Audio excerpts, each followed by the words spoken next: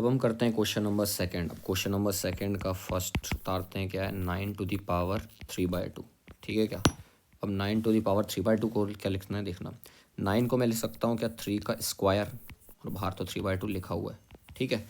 अब यहाँ पर इसके आगे जैसे अपन करेंगे तो इसमें कौन सी प्रॉपर्टी लगने वाली है, अगेन यही थर्ड वाली प्रॉपर्टी लगेगी। इसको उठा के रख लेते हैं यहाँ पे अपन, ये थर्ड वाली प्रॉपर्टी लगने वाली है। ठीक है, चलो यहाँ पे अपन थर्ड वाली प्रॉपर्टी लगाएंगे। क्या होगा इसमें बता देना मुझे ज़रा। 3 का स्क्वायर की पावर 3/2 है, तो होगा क्या, यहाँ से 3 को एक बार लिखेंगे और 2 इंटू 3/2 कर दूंगा। 2 से 2 क्या हो जाएगा, कैंसिल। क्या बचेगा 3 की पावर 3, और 3 की पावर 3 कितना होता है, 3 इंटू 3 इंटू 3 कितना हो जाएगा 27 आंसर।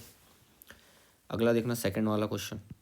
सेकंड क्वेश्चन क्या बोल रहा है, 32⁻2/5। तो देखो 32 को जब मैं प्राइम फैक्टराइजेशन करूँगा तो कितना आ जाएगा 2 की पावर 5।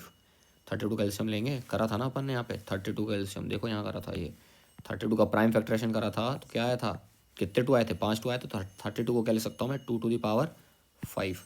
तो 2⁻5 लिख दूंगा, और बाहर तो क्या लिखा हुआ है 2/5। फिर से ही कौन सी प्रॉपर्टी लग जाएगी इसमें भी, सेकंड क्वेश्चन में भी कौन सी प्रॉपर्टी लग रही है, अगेन यही थर्ड वाली प्रॉपर्टी, ये वाली प्रॉपर्टी लग रही है। क्या हो जाएगा इधर, इसको मैं लिखूंगा 2⁻5 इंटू 2/5। ठीक है क्या। अब क्या हो जाएगा, डिनोमीटर के 5 से ये 5 कैंसिल हो गया, कितना आंसर आया 2⁻2, और 2 का स्क्वायर कितना होता है 4, आंसर आ गया। अगला क्वेश्चन बताओ जरा, थर्ड वाला क्वेश्चन। थर्ड वाले क्वेश्चन में क्या होगा बताओ। थर्ड क्वेश्चन में है 16⁻3/4। तो 16⁻3/4 में क्या हो जाने वाला है बताओ जरा।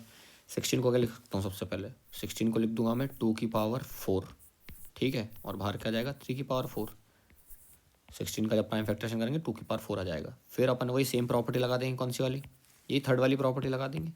थर्ड वाली प्रॉपर्टी लगाएंगे तो क्या हो जाएगा 2⁻4 इंटू 3/4। फिर क्या हो जाएगा 4 से 4 कैंसिल, कितना बचेगा 2⁻3, और 2⁻3 यानी 2 इंटू 2 इंटू 2 कितना हो जाएगा 8, आंसर आ गया।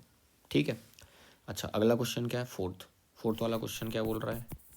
फोर्थ क्वेश्चन बोल रहा है 125 -1/3 ठीक है।